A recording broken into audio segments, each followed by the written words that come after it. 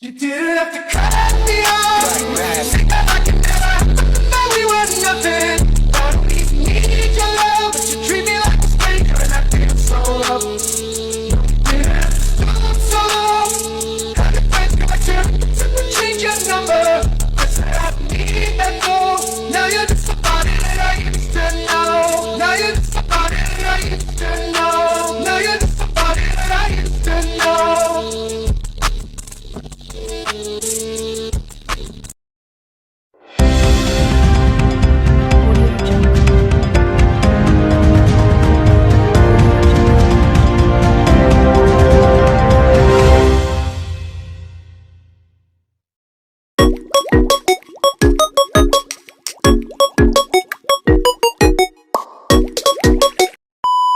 Halo semuanya, perkenalkan nama saya Haposan Renatus Panjaitan dari kelas 10-5.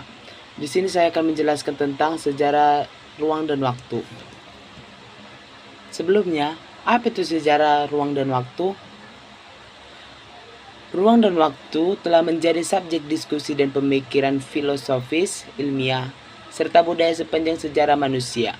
Berikut adalah beberapa tahapan penting dalam perkembangan konsep ruang dan waktu. Pertama, pemikiran kuno atau filsafat Yunani. Pada zaman Yunani kuno, filsuf seperti Aristoteles dan Plato telah membahas konsep ruang dan waktu. Bagi Aristoteles, ruang dianggap sebagai tempat yang ditempati oleh suatu benda, sedangkan waktu merupakan ukuran perubahan atau pergerakan benda-benda tersebut. Plato di sisi lain lebih menekankan bahwa dunia fisik hanyalah bayangan dari dunia bentuk yang ideal, di mana ruang dan waktu telah tidak diperlukan lagi atau diperlakukan sebagai entitas fisik melainkan bagian dari pengalaman duniawi. 2. Zaman Pertengahan. Pada abad pertengahan, pemikiran tentang ruang dan waktu dipengaruhi oleh teologi. St. Augustine menganggap bahwa waktu itu diciptakan bersama alam semesta oleh Tuhan, dan bahwa ruang dan waktu bersifat non-linear dalam konteks ketuhanan, tetapi linear dalam pengalaman manusia. Ketiga, zaman modern awal.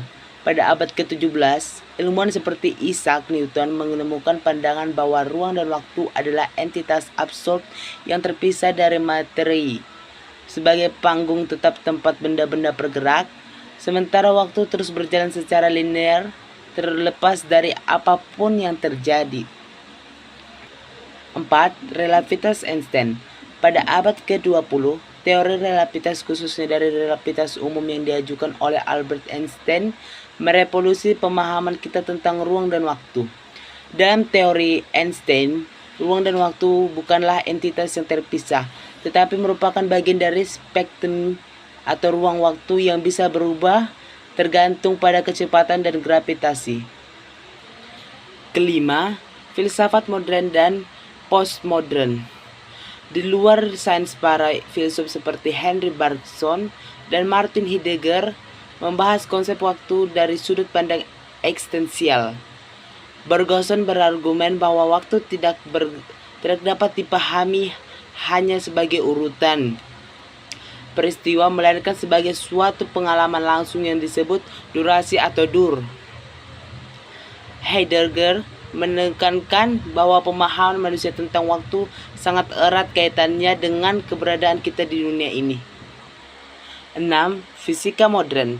Dengan teori relativitas umum dan khusus, Einstein menegaskan bahwa gravitasi bukanlah gaya langsung, melainkan lengkung ruang waktu oleh massa. Ini mengubah cara kita memahami alam semesta, pergerakan benda-benda langit, dan fenomena fisik lainnya. Kemudian, ada 5 manfaat belajar sejarah, yaitu yang pertama, pemahaman tentang identitas dan budaya. Sejarah membantu kita memahami asal-usul tradisi dan perkembangan masyarakat serta kebudayaan kita sendiri. Dengan memahami masa lalu, kita lebih menghargai identitas budaya kita dan bagaimana hal itu terbentuk. 2. Pelajaran dari kesalahan masa lalu. Melalui sejarah, kita dapat belajar dari kesalahan yang telah dibuat oleh generasi yang sebelumnya. Misalnya, krisis ekonomi dapat membantu kita menghindari atau menjadi masalah serupa di masa depan. 3. Pengembangan kemampuan berpikir kritis. Mempelajari sejarah mendorong kita untuk berpikir kritis, untuk menganalisis sumber-sumber sejarah, memahami perspektif yang berbeda dan mengevaluasi keakuratan informasi. Ini sangat relevan di dunia modern, di mana informasi mudah diakses tetapi tidak selalu akurat. Yang keempat, memahami perkembangan teknologi dan pemikiran. Sejarah juga mencatat bagaimana ide-ide besar dan inovasi teknologi telah berkembang. Belajar sejarah memungkinkan kita menghargai kontribusi ilmuwan, filsuf, penulis, dan pemikir lainnya yang telah membentuk dunia modern. 5. Membentuk sikap kewarganegaraan yang baik.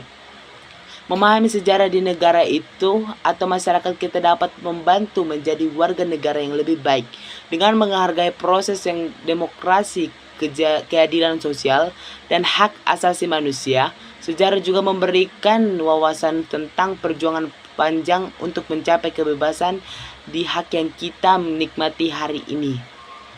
Oh iya teman-teman, ada tambahan dari tadi manfaat belajar sejarah yang saya buat. Sebenarnya ada sampai dengan 8. Yang keenam, mengembangkan pemahaman global. Melalui sejarah, kita dapat mengapresiasi hubungan antara bangsa-bangsa dan bagaimana di suatu bagian dunia dapat mempengaruhi yang lain. Yang ke-7 yaitu mengenal identitas. Dengan belajar sejarah kita dapat memahami bangsa dan tradisi kita. Yang ke-8, pelajaran dari masa lalu. Sejarah kita belajar dari kesalahan dan keberhasilan di masa lalu untuk menghindari kesalahan yang sama di masa yang akan mendatang. Sejarah ruang dan waktu, khususnya dalam fisika, memungkinkan kita memahami bagaimana alam semesta bekerja dan bagaimana perspektif kita tentang realitas telah berubah seiring waktu. Dengan demikian, belajar sejarah memiliki manfaat yang sangat penting dalam membantu kita memahami diri kita sendiri, masyarakat, dan dunia di sekitar kita, serta membantu kita mengambil keputusan yang lebih bijaksana di masa depan.